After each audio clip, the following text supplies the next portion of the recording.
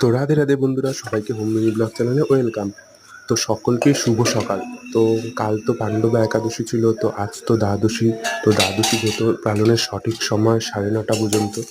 তো দ্বাদশীর সকালে সকলেই উঠে স্নান কমপ্লিট করে নিত্য পুজো দিয়ে তুলসী বৃক্ষে ফুল জল দিয়ে ঠাকুর সেবার জন্য আমি চলে এসেছি। তো ঠাকুরের বাসনগুলো ধুয়ে এনেছি, এবার ঠাকুরকে শৃঙ্গার করাবো। তো ঠাকুরকে শৃঙ্গার হয়ে গেছে লক্ষ্মীনারায়ণ এবং গৌরনিতাইকে। তো এখন শিবকে শৃঙ্গার করিয়ে নিচ্ছি। তো আপনারাও যারা যারা একাদশী ব্রত পালন করেছেন কাল, তারা অবশ্যই আজ সঠিক সময় উঠে দ্বাদশী ব্রত পালন করবেন, কারণ এই দ্বাদশী না করলে একাদশী করা কোনো ফলই পাওয়া যায় না।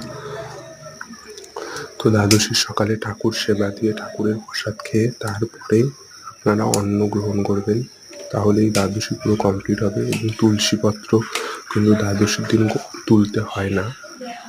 তো আমার তুলসীপত্র আগের থেকেই তোলা ছিল। তো ঠাকুরকে এখন আরতি দেখিয়ে নিচ্ছি এবং সবার মঙ্গল করি। গাছের ফুল একটা ফোটেনি, তাও ফুটেছে, ওইভাবেই সাজানোর চেষ্টা করেছি। তো এবার ধূপদানি দিয়ে আরতি করে নিচ্ছি ঠাকুরকে, তারপর জল শঙ্খ দেখিয়ে নেব। তো আপনারাও কারা কারা একাদশী ব্রত পালন করেছেন, দ্বাদশীর সকালে ঠিক সময় উঠে দ্বাদশী ব্রত পালন করেছেন, তারা অবশ্যই কমেন্টে জানিয়ে।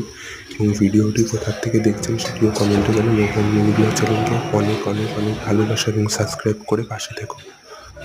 তখন জল শঙ্খ দেখিয়ে নিচ্ছি। জল শঙ্খ ঠাকুরকে না দেখালে পুজো ইনকমপ্লিট থাকে। তো জল শঙ্খ দেখিয়ে নিচ্ছি। তো পরে এক সময় শেয়ার করবো কোন কোন ঠাকুর আছে। তো দেখতেই পারো তোমরা, জগন্নাথ আছে, অনেক ঠাকুরই আছে। আমি প্রসাদ দুটো প্লেটে দিই ঠাকুরকে। তো কাল তো ফল দিয়ে দিয়েছিলাম, তো আজ নকুলদানা এবং বাতাসা দিয়ে ঠাকুরের পুজো দিচ্ছি।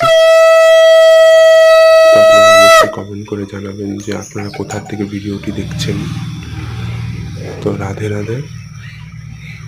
তো শেষে আবার ঠাকুরের ঘটের একটু ক্লিপ নিয়েছিলাম, তো শেষে ঠাকুরকে ফুল দিয়ে দিচ্ছিলাম একটু। তো রাধে রাধে বন্ধুরা, সবাই অনেক ভালো এবং সুস্থ থেকো। ধন্যবাদ।